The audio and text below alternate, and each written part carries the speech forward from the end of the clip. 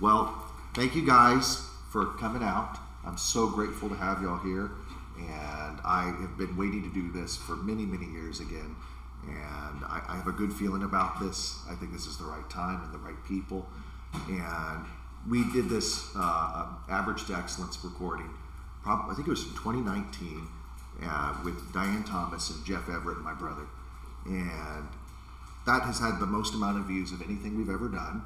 And everybody really, it's changed the lives of many agents in the business. We use it in our training. We use it to help agents understand, how to get in the business and how to grow. And I think as agents, you kind of start off, you're like, oh my gosh, I'm not a good agent or something like that. But y'all really are, Thank you. We appreciate it. We're glad to be here. It was just a lot of traffic to get there, so sorry we were running a little bit late. It was just like, but that Blanco exit, oh my goodness, I don't know how you deal with that every day. It's pretty bad right now, but they're supposed to get that fixed, and that supposedly, just like when they supposedly fixed 281 years ago. We just like our little home in New Braunfels, so. Thank y'all for journeying out. For sure. Okay, let's do some introductions here, okay? Okay. All right. Name and years in real estate. Let's start with that. Well, Heather Trevelyan, and it'll be 11 years. Yes. We've been a team for 10 years. Yeah. Has it been that long? Yes, can you believe it? Was it your birthday or Brian's birthday? It was Brian's birthday. It was We Brian's took you birthday. 11 years ago last week to Green River Grill in Green so that you could introduce us to Brian so that we could work for That's Brian. right. That was 11 years ago. So we were both interviewing, and we were both going to finish school, and we were going to go to work for, John Johnson Company. And at the very end, I switched and went to a different company for 1 year. And then quickly realized that was not for me, and then moved over, and so I've been there ever since. So. No. And we decided to become a team just because to give real estate 110%, you can't and have a life for us. And so we like to team up, and we don't have anything that is like official or anything. We just split all of the expenses and all of the profits half and half, and so they have some married couples that they may do something differently, but for us, it was just, this is what works for us and our families. Our kids have baseball games, and our kids, we wanted to also enjoy life as well as showings, and so it never fails. You're at a baseball game and you get I need a showing in an hour, and we're like, okay, and then we'll tag team. So it's been good. We don't leave town together, and so somebody's always available to handle our So y'all don't fly on like the same airplane or something like that ever? Almost the first time in 11 years that 10 years that we have not been, one of us in town, was her son's wedding in Louisiana. Yeah. And so we both left. But we found for us, it works that one of us is always in town, and saying that to a potential client, hey, we know this is your biggest transaction, one of us is always in town. I just know myself, I do better with a partner as well, just bouncing ideas off of somebody. And there's some people that, individual, working with yourself is better, so. Well, what got y'all into real estate, first off? What did y'all do before real estate? We were stay-at-home moms in PTA, and she says, hey guys, I'm going to real estate school. And I was like, oh. She's like, who's coming with me? And I was like, I'll go. I was like, maybe I'll flip a house one day. I'll flip a house one day. No. That was not in the cards. It was, once we teamed up, there was, there was no turning back. We really loved it. I loved the buyer aspect. I'll take somebody to go and see 30 houses. I don't care. Okay, now we're going to tear this one right in half because that's not the one. Let's go to the next one. And I'm teaching them how to buy houses. So y'all are actually still doing it, tearing them apart and stuff like that? Oh, that makes my day. And she will. That's why we balance it out. We are two different people, and we work well together. So y'all remind me of Jeff and Hector working together. Yeah. Jeff is more structured and organized and such, and then Hector loves showings and going to all the properties and driving all over God's green earth. Yeah, it's fun. You see that dynamic a lot when people To work balance it together. out. There's the partner that loves listings and then the showings and such. Yes. And so we really balance each other out. And then she has an interior design background and corporate. And so that's where the meticulousness of pictures, she's just phenomenal with that. Just making sure that the pictures are the best picture of our listings online. She's meticulous with sending them off and getting them virtually staged to perfection. Yeah. And then with me, I have a teaching background, and so we would, I'm teaching them to buy a house or teaching them how to, the process and making sure they sign this. Now we have a repair amendment. Which of these things are we gonna do? We're not gonna do that one. Nope, that's a hard one. We're not doing windows. We're never gonna do windows. I promise you that. You're on 8 weeks of back order. We're not doing windows. So. Y'all crack me up. I knew this was going to be fun. I do think that's something for anybody just to have a draft about who you are. Yeah. Why me? Anytime anyone sends me an email, hey, I want to go look at some property, just anything, listings or anything, I always follow up with sending them an email about, hey, by the way, here's a little bit about us. Here's our pictures. So it's a one page. Sometimes, I think new agents, that's something really good to do, and you can, if you want to give them a little bit of your background, we did, we said I was in interior design. I'm able to help you with spatial planning, things like that. Shannon was a teacher working on contracts. A little bit about our business model. We tend to put people over profit. That's just what we are. How we operate, and we try to keep really good relationships with other agents. We always try to make those transactions successful. Where the best one is where buyer is happy with their purchase price and seller's happy with what they got, and just kind of the happy medium. That nice happy medium, and keeping those relationships up because you will meet again. Heather and Shannon have been some of the top producing agents in the company consistently, year after year after year. And I really enjoy y'all's marketing, the way y'all connect with people, and the way y'all run your business. I have quite a bit of respect for it. And you'll have a lot of fun. Mm-hmm. And that's clear. And I think that's one of the things that it's such... Okay, so I have questions on here, and I'm not going to necessarily go in order on this, okay? Well, I will tell you, whatever question you do ask, not only do I have written up because I did some write-ups, but I also went and then typed up answers it was supposed to be highlighted for you to print it in color. It would have been much easier for me to see. So just in case I forgot something and couldn't read it. This is the stuff this is where, anyway, let's get into this. This is the way you work. Yeah. So, one of the things we talk about is funny enough. It was last night, actually, we were teaching on, the night before last night, we're talking about differences in personalities and how you can have people with wildly different personality types and backgrounds both be successful in the business. But I want to ask y'all, from your experience, y'all are very smart. And I think y'all also very observant. You look around, you've kind of studied the field, you've built yourself the way that you want to be within this business, you've operated with purpose. I'm curious as to how y'all would define a successful agent in real estate. Not just by financial means, but you're looking around, you look at someone, you get to know them, like, that is a successful agent. I respect them and how they work in this business. What is it that you would define that as? Well, I think first, professionalism. Like, there is no need to be such a negotiator that you are berating or you are saying, my client is not going to do this, and you're going to have an attitude to start off with. I think being, hello, we are working to the end goal of having a contract. Let's keep it civil and keeping it professional, but answer your phone. If all you do is answer your phone, then you are doing more than half of the agents in this industry. It makes it so frustrating just to listen to another voicemail and never get a call back. It's just frustrating, but we always want to keep a good professionalism that they know, it's a Heather Shannon contract, they'll make it go through. And it helped us in 2023 when it was 11 contracts on every single house on the first day. I had a divorced couple, and I had 11 on this one and 11 on this one, and it was rapport.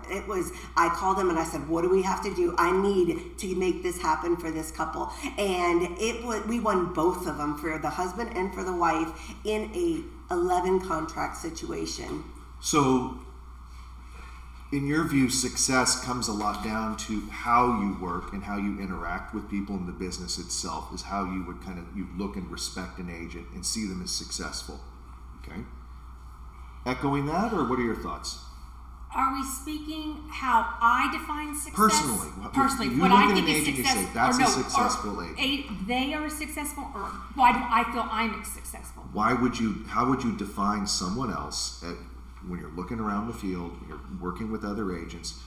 What would you say makes somebody successful at real estate? How would you define it?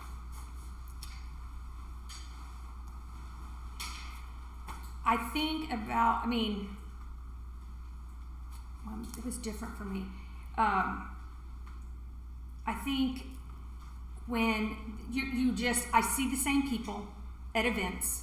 They're always at the different classes I go to. I go to CE classes, or yesterday Shannon went to an appraisal class, so we go to all these classes, and you will see these same agents over and over, and they're typically the top agents.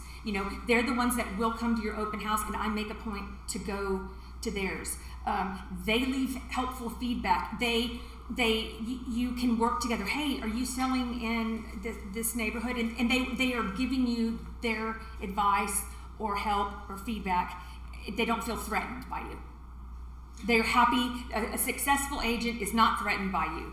If an agent says, I'm happy that you're at the house. As a listing agent, sometimes clients will say, I want you at the listing. I want you at every showing. That can be very tricky. I usually get there and just say, hey, I just wanted to turn on the lights, get everything ready for you. If you have any questions, let me know. I'm going to be in my car, and don't worry about turning anything off. Most of the time they'll ask questions or something, but a buyer's agent should be like, thank you. Yeah, I'm not trying to take your client. I don't want your client. I don't handle both sides of a transaction. I'm listing. If I'm listing, I'm listing. If I'm buying, I'm the buy side. I never do both sides of a transaction. So I'm not here to take your client. I'm literally here to show you the property. I know it better than anything. Any questions your people will have, I can answer. And especially out there where we're talking septic systems, where are the spray heads, when a was lot it of pumped? details. A lot of details. And they'll go, hey, what school is this zoned to? Because many times buyer's agents, you're showing so many, until they narrow it down, you don't know every single thing about every house. You're not pulling up every disclosure going, did they have the roof replaced? Those are just those questions that they can ask you, and you can give an answer immediately. And to me, a successful agent is one that's not threatened by another agent. Working to get the home sold, working to bridge gaps instead of creating problems, being a problem solver, and being helpful. Yes. Y'all are both talking about how someone works in the business, kind of two sides of the same coin. I think that's interesting.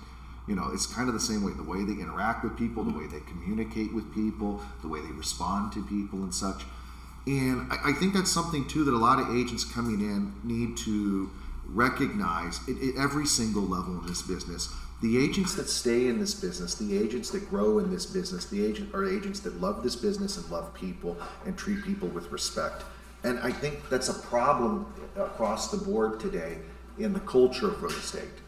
And I'm sure you've seen that also. So kind of like tying this into to attitude. I want to kind of move forward into the attitude question here, because the first one you have in here is, when you look at the industry as a whole, and it kind of dovetails into like what y'all are talking about, but another angle, what are the attitudes that you see, the personalities, the way people work, the attitude they have, that holds them back from success? What are the things that you see in how someone's attitude? May I go? Yeah, sure. I think first and foremost, I think it's too easy to get a real estate license. People, you knock it out in 2 weeks, and you're licensed, and you think you are ready to go and hit the road. So I think you start off thinking this is an easy profession. Number one. that's my thought. I mean, if it took a little longer, if it was more expensive, took a few months. I mean, really, I think that would weed people out right away that are really wanting to be serious. There is a very high failure rate. There is and they'll say in our class, they would tell us, look around you because only 1 in 10 of you is going to be here in a year. So that was one thing. I think the negativity is common, but successful agents learn how to flip that. Learn how to flip that. So a successful agent doesn't stop when things get slow. You just keep going. You keep marketing. You keep going. You keep pushing yourself. You have to follow up. You have to stay top of mind because every single person knows an agent. They can reach out their hand and touch one. They can find an agent. So newer agents, I think, just because someone's your friend doesn't mean they're going to use you. For instance, I have a neighbor, and I've been her real estate agent. Well, one of her friends was in real estate as well, and they still, used me. And I thought, that was great, but not expecting someone to use you just because they know you are a friend, and it hurts. And that's a negative feeling you get. A very negative feeling when you lose a listing, because it happens. It's going to happen for whatever reason, and so that negativity gets you down and stuff. That's where Shannon comes in. She tends. I was like, God is protecting us, and sure enough, we lost the listing. Somebody else got the listing, and they canceled on them the next day. So I was like, you see, you would have done all those pictures for nothing. You see, God was protecting us for that. I mean, there's different. Yeah, that was one, for instance, or Shannon has taught me that because I do tend to be a little bit more, negative, or not negative, but more. Thinking about take it to the seeing potential problems and such. I look at it way ahead. Like when we go into a listing, if Shannon, maybe if they wanted certain price points, Shannon's like, I think that's great. Let's try to do it. Hopefully we can get you that and stuff. My mind is going absolutely not. No, get the brakes. This is going to have to meet appraisal. I don't think that's going to happen to comps in the area.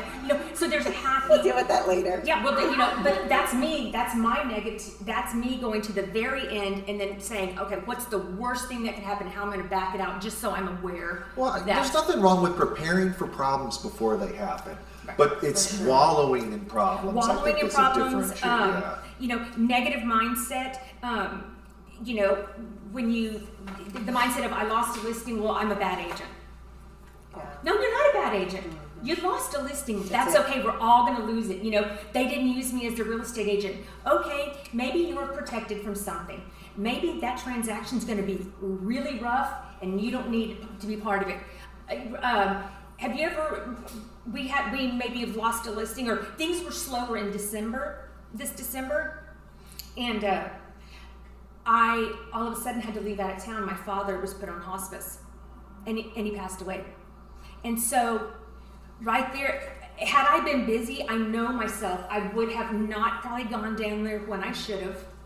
I would have stayed here, even though Shannon's there, at times. It was at Christmas time.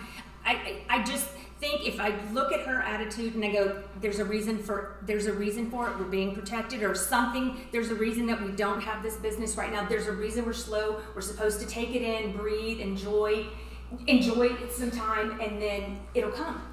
And it did. And I think gosh. And I think that's another thing about, what a successful mindset is like, it will come, And not just cyclical. naturally. This is cyclical. The springtime's going to be busier. It just is. You're going to have a little bit of a lull in the winter. And that's a little bit of a luxury that we have now because we've been in it 10 years.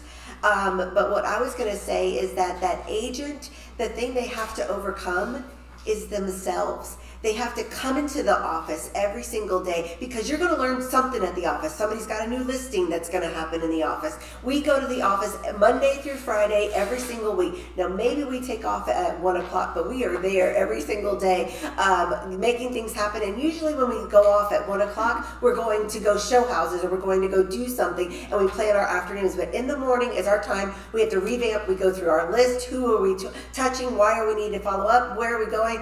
And we are are in the office, because at home you're going to do your laundry, you're going to do dishes, you're going to do this, and you're not going to get any real estate done. You have got to treat it like a full-time job if it is your full-time income. And it is for us. I mean, luckily we have our husbands that are bringing the bread home, but man, do they love our closings when they come in, you know. Lots of wine money. Brad, I noticed that you did not mention that we were the #1 team in all of Texas for the third quarter. I was trying to give you guys an opportunity to bring it up. Yeah. We were so excited to get that. It was that incredible. was a blessing. Last year was a rough year for in real everything. estate. I mean, it was a rough year. We had our best. We had One our of best our year. best. So that, I mean, Well, you make it what you want. Right. The business. People can see your attitude. If you are negative or you're not confident, your list seller or your buyer can feel it. They can feel it. You know, like, would I go to a hairdresser that's like, I just don't know what I do. I don't know about this. I'm a little nervous, you know, cutting your hair short. Right there, I'm like, oh no. If you're the person that I'm hiring to cut my hair and you're nervous, absolutely not. Instead of we go in and go, listen, this is what you need to do in the listing. You know, this is where we need to price it. This is what we need to do. Or buyers. Guys, there is no point in us going out and looking until you got a pre-approval. I mean, it's great to go look and stuff, but what if you can't, you know, what if this is not within your budget? Or what if you're too low in your budget? You know, maybe you could bounce up a little bit. You know, no, you've got to guide them and tell them, you know, you do have to take charge. Take charge. We talk a lot on being a leader in the transaction. And, you know, and this is something funny enough, I've talked about this for years. Like with teachers, I think it's very similar to a teacher taking control over a classroom. Your tone, the way you hold yourself, and it's done out of love, it's done out of respect for the people you're working with, but you have a job to do.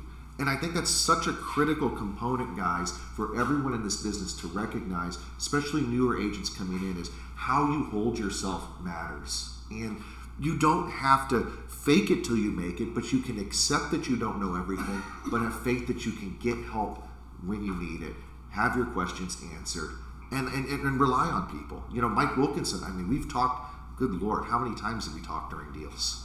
I mean, every day. Give me the confidence to, because I know we'll have an answer. I can get you an answer. So if I'm talking to a client, I'm not worried because I know I can get an answer from you or someone else. So that's wonderful. Do you ever know everything in real estate? No, you do not. And I'll tell you what's worse is saying something that's wrong than not saying, let me follow up on that. That is human. You are human. I don't know everything. And I'll say, you know, that's a great, turn it back to them. Great question. I don't know that, but I'll get you the answer instead of going, well, I think this is an aerobic system versus, you know, like a leaching system or whatever, you know. I mean, and also I stay in my lane. People start asking me, well, what do you think about commercial and farm and I don't do ranch?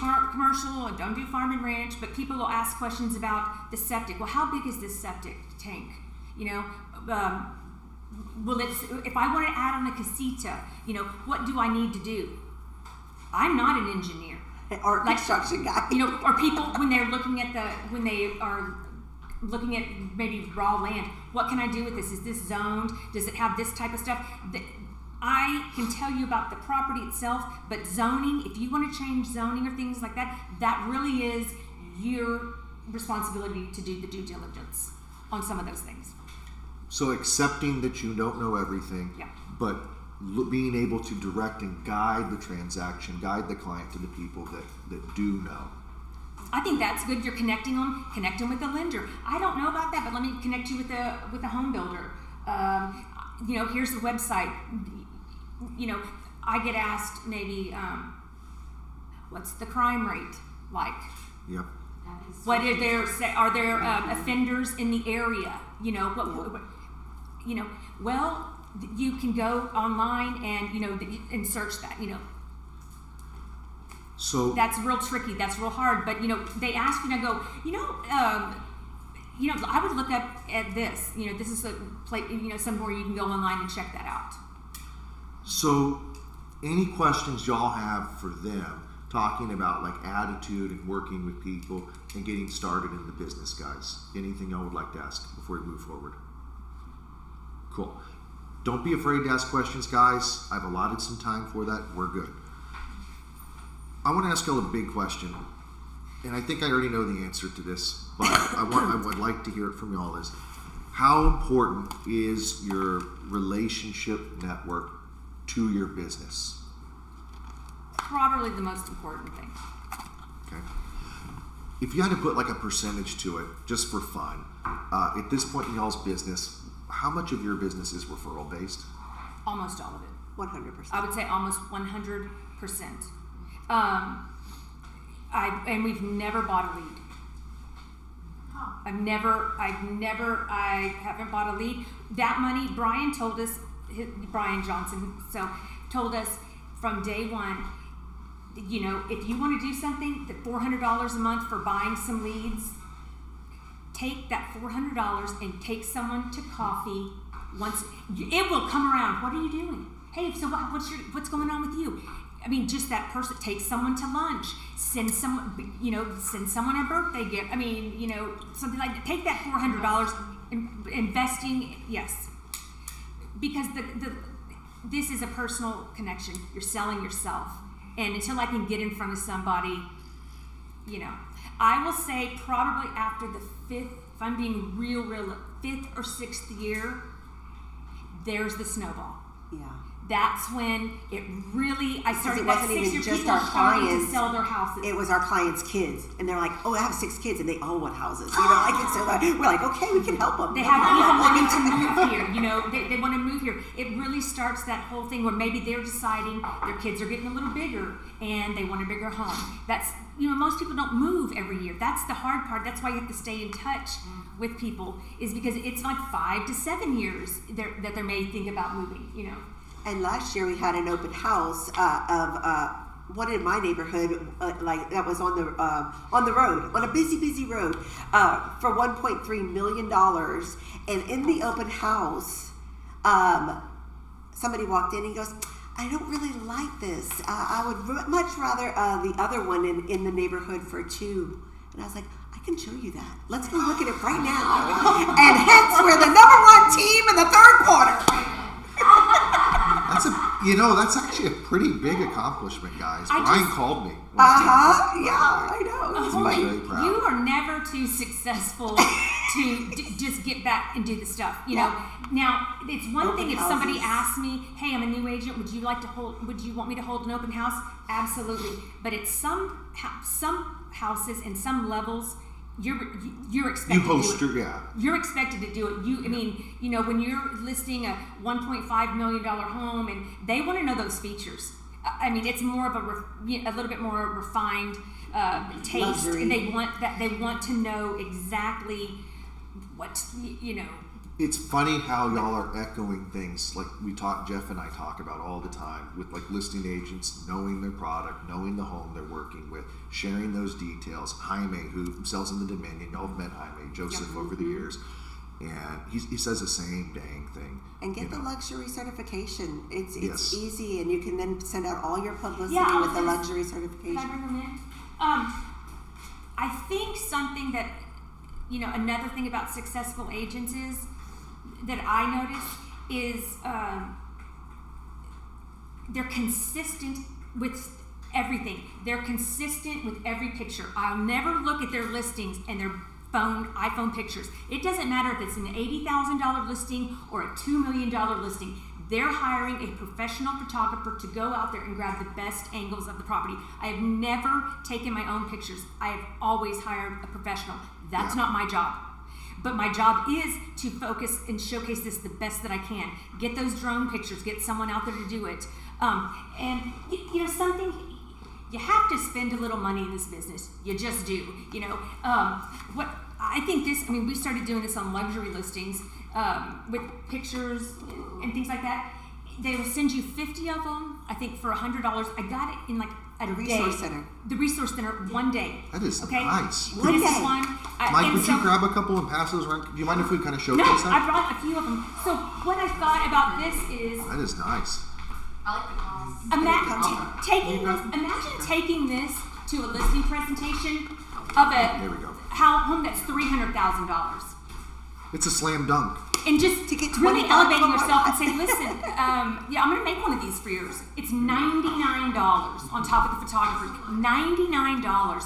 Do you not think that's something they may like? Put in your seller's disclosure. Put in a survey. Things like that.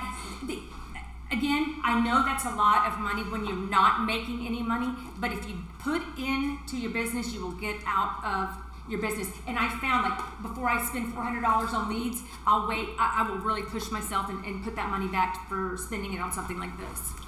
Do y'all have how would you say is your win Or percentage? koozies. Oh, I love y'all's koozies, by the way. We have them up at the lake house. I know you do, yes. Those are This is a fun. pinata, and it says, I'd hit that. We're not. We tend to be on the more humorous side. I've seen this one. A lot of stuff that we give away. I mean, these are great things. Everyone wants a notepad. So we go to all of the teachers. We give these to all the teachers, everyone at the front of the schools. Guess who's coming into the town? The secretary. The secretaries of the schools. They know when people are moving in and someone goes, man, I'm looking for an agent. Well, let me tell you about these two agents. They left some stuff here. Maybe give them a call. I mean, this one says things that may or may not get done today. Something kind of funny. And then down here it says, Heather and Shannon Realtors.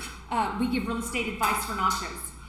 So when Brian and I get together and we talk about agents and stuff and how people are doing, he the way he describes y'all's humor, Brian, he's sitting there, he's all stern and such. It's like, so what kind of crazy stuff are they up to? It's like, it's consistently mildly inappropriate humor. It is. It's just, it's a, you either get us or you don't. There's a line, but We go close to it. We go pretty close to it. We did one for the golf tournament that said it had a guy, and then he was on there, and he says, "Are you looking at my putt?" Much better than the other. I swear, my brother Brian, No. he is a 75-year-old German guy from the hill country trapped in the body of a 30-year-old. Yes, he is. Exactly. The wealth of information inside his head is incredible. He's like, oh, you'll do this, and if you go over here, this machine does this. Now you cut at this angle here, because that will help you when you get to this step, and this machine, he knows everything. It was About made in everything, this, yes. It had to be pretty hard crazy. being his older brother. I love that. I love that there, if I have a problem. He has saved us on so many deals. Oh my gosh. And sat down with us and got on the phone with their broker and really went to bat for us and helped us. Brian. So he's our broker down in the Braunfels. And he's just, we used to all go to lunch every single day together. Things have kind of changed, just everyone got busy and stuff like that. But being around people, just talking, hashing out you'll hear about something that's going on, how they fixed a repair amendment, how to word a repair amendment, like replace this. Well, just because the inspector says something's wrong doesn't mean it's actually wrong. So you need to be real careful with what you're agreeing your sellers to do.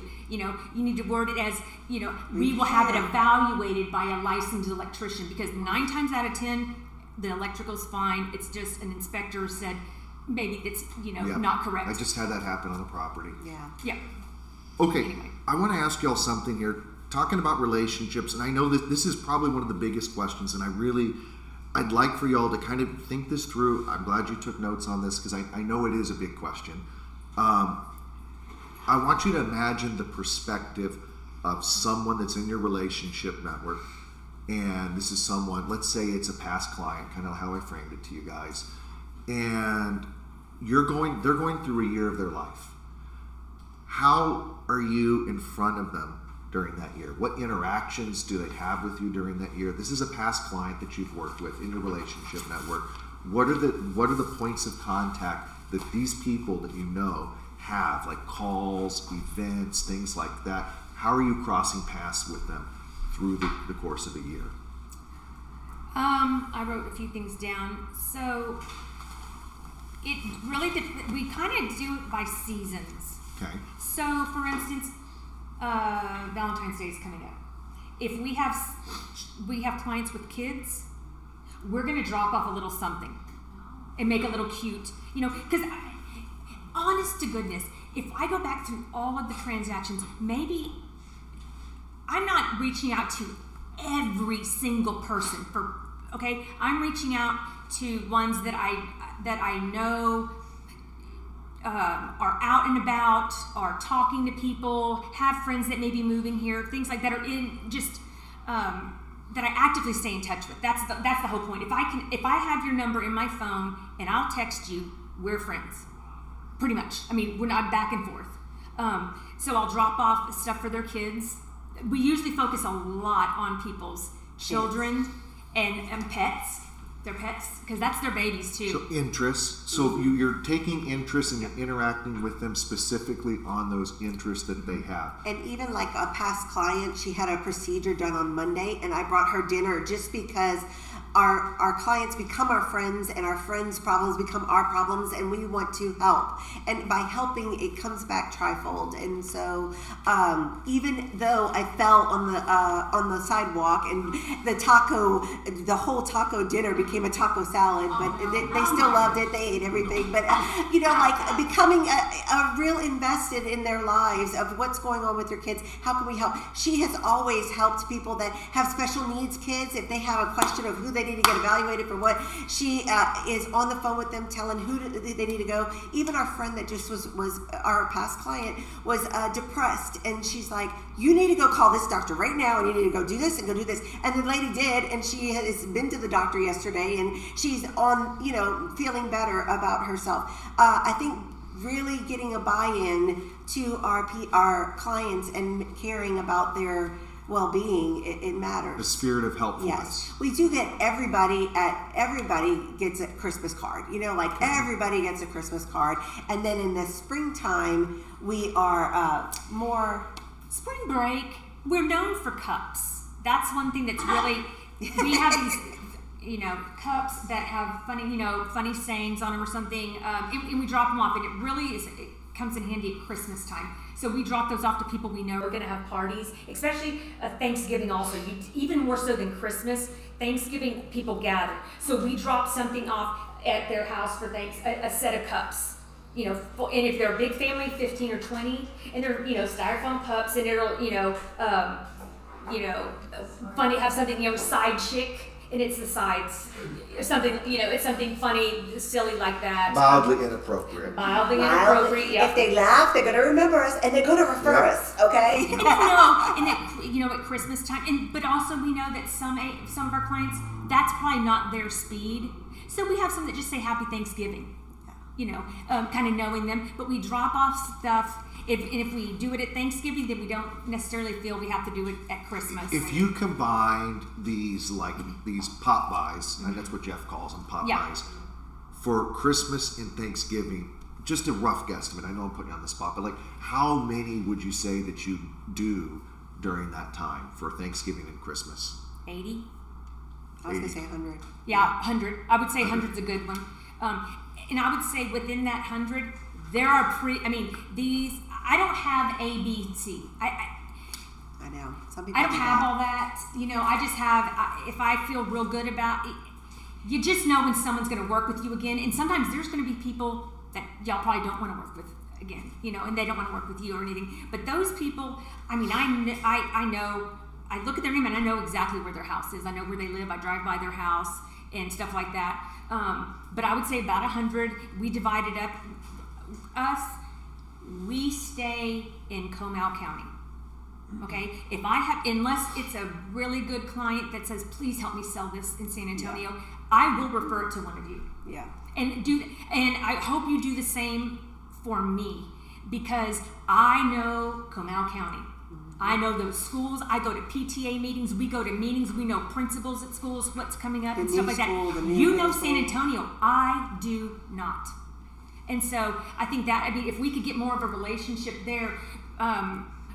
Recently, I shouldn't say recently, it's probably a couple of years ago, phone duty, I'm going to say phone duty it works. If someone called and they were looking for a lake house, it was a $2 million. Now I think I came across as very confident by just saying, oh, I can help you out here in the Canyon Lake area. Let's go look at some of these, and the more they thought about it, we kind of narrowed it down. They realized that was a pretty healthy budget for Canyon Lake. You're getting to the top. Yeah. And at 2 million, 2.5 million, you're getting to be one of the really most top without acreage on Canyon Lake. So then they decided they're going to move to what is the one? Horseshoe Bay? Yep. Horseshoe Bay. I do not know that area.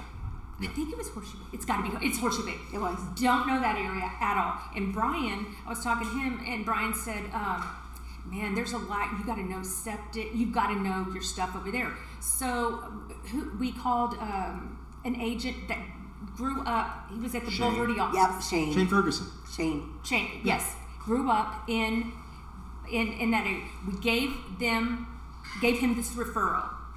He had it sold in 2 weeks. Yeah. He got that cash deal closed in 2 weeks. He knew what he was doing. So I didn't look at it as, oh, I missed out on $60,000, $70,000 worth of commission. I looked at it as, we got a 25% referral of that. Great for doing nothing more than connecting with an agent in my office, and hopefully he would do the same. Because when you know the area, you can sell the area. I promise you that. We stay in our lane. We stay in Comau. For everyone that's watching this, I think if you're a smart person and you're observant, you're seeing a theme in this conversation, which is professionalism and attention to detail matter. To be the best in this business, it's not just about marketing. It's about the way you work with people.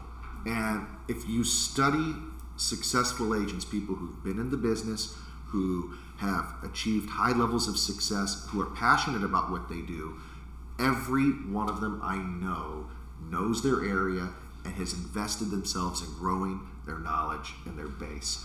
And they know their lanes. Like, you're hearing this healthy balance of confidence, professionalism, but also respect for other people in the business, this working respect. And I think that's such an incredible thing to understand in this business and to realize. And I think if I had to pick a word for it, I think it gives you freedom in a way. Mm-hmm. It's not my repertoire. That's you where don't you feel learn. bogged down as much. That's where you kind of learn, like, golly, that's going to take up a lot of my time to go, an hour and a half over to Horseshoe Bay, and I don't know the area. Whereas I'm losing probably somebody that it could be showing in New Braunfels that needs to see, needs to see. And I mean, just kind of figuring that out. I think, working smarter, not harder, For sure.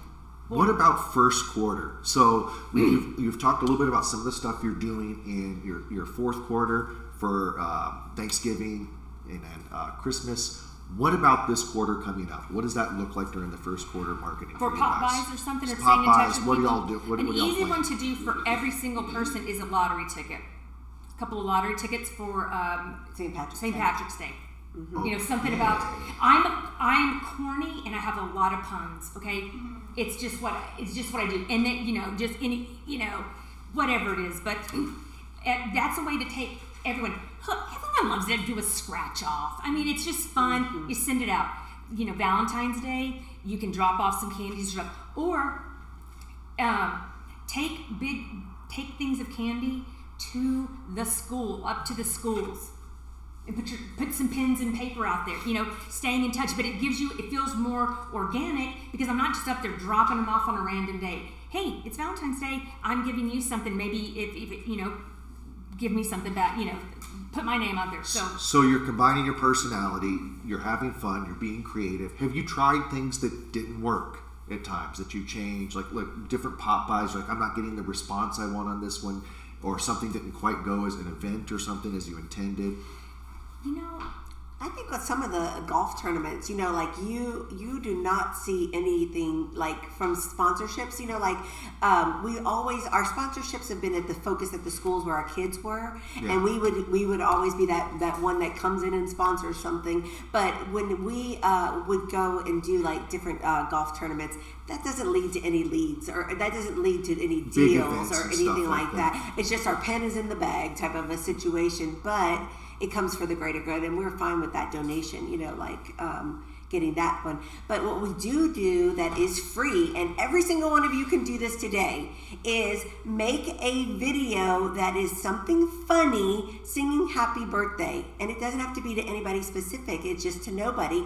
And you text your clients on their birthday. First, you start texting your friends with this funny video on their birthdays, and then you start texting your clients and remembering their birthday and getting the funny video text. And we have all 4 of them. I don't know if you have time to show it, but maybe we'll clip it What below. I'll do is I'll take the video and I'll tag it to this on the agent zone under. Yes. Yeah, I can do that. But we have us going, shot, shot, shot, everybody. And then everybody, they just start laughing. And we remembered them on their birthday. And they get a text, because we're not going to mail out a birthday card and have the file and all that. No. But so y'all track, very purposeful, very fun, individualized and stuff. That's me. Crazy. Yeah. I'll make the video. I'll help make the video, and I'll send it out. If I see if it's somebody that I normally would talk to and sees, I'll send it to them. She's better about looking on Facebook, getting that stuff, and doing it, and getting that sent to them, and always. But it never fails. After they see the video, they're like, "Hey, how's the real estate market? What's going on? Hey, I got a friend. I will say one thing for me is I love hip hop. I love hip hop. Like, I'm obsessed I was with not it. expecting that. Really, And so, really like love Snoop hip-hop. Dogg, I love Snoop. I just love him forever. And Dre, Kendrick Lamar, and so everyone knows that I love Snoop. I collect stuff. I have hand crocheted. I mean, everything. Many clients, when they know you like stuff, and they start tagging. They're like, oh my gosh, Yeah, Heather, this is you. When Snoop and Dre were doing the whole Super Bowl, I can't tell you how many people were like, Did you see it? Did you see it? But so that's something that the clients will send me stuff going, oh my gosh, I saw this and thought of you. Yeah. We may go on the way to closing and say, better have my money. I didn't want to cuss on your show. I don't give a damn. You can do it. This is we're a little less refined here than Brian. Brian? I may have been known to play some Rihanna walking into the title company, before clients get there, and the escrow agents think it's fun. Keeping it there, escrows agents are so important. That's another thing, dropping them off. You know how when someone asks us who is a good electrician, you give a few names because you don't want to give one. Here's a couple of hairdressers. You don't think that escrow agents are asked in their normal life, hey, I need an agent who, well, let me give you a few. Everything you do is an opportunity to build a relationship and give them the business back. If inspectors or escrow agents or donut lady. Anybody. Just keeping that up and giving them business. If somebody gives me business, I'm going to try to give them business back. And we always give our pens out to everybody. Like waiters, restaurants, they love our pens. And so we've had people send us pictures of our pens in the Whataburger line at Muck and Fuss. Yep, They're like, at Muck and Fuss. Yep. Several times they're like, how did your pen get at a Whataburger drive-thru? I'm like, I probably left it there. Those people lose pens all the time. Yeah, they all the time. At restaurants, they always say, thank you so much. We need those pens. In the bank, I may stick a few in that little container at the bank. I'm just saying. Don't crack me up. I know. We have fun. Questions. Randy, It just reminds me of the time that I left the market report in the hotel, on the dresser, and I told you about it when we first started. I thought it was hilarious. I'm like, what was that? What else was I going to do with it? I just left it there. They might know somebody movie is San Antonio. Exactly. It's fun. Yeah, Randy, that's you have a fun. lot of personality similarity. Yeah, I With that. picked up on that. That's why I was texting Laura. I was like, where are you? These people are just like us.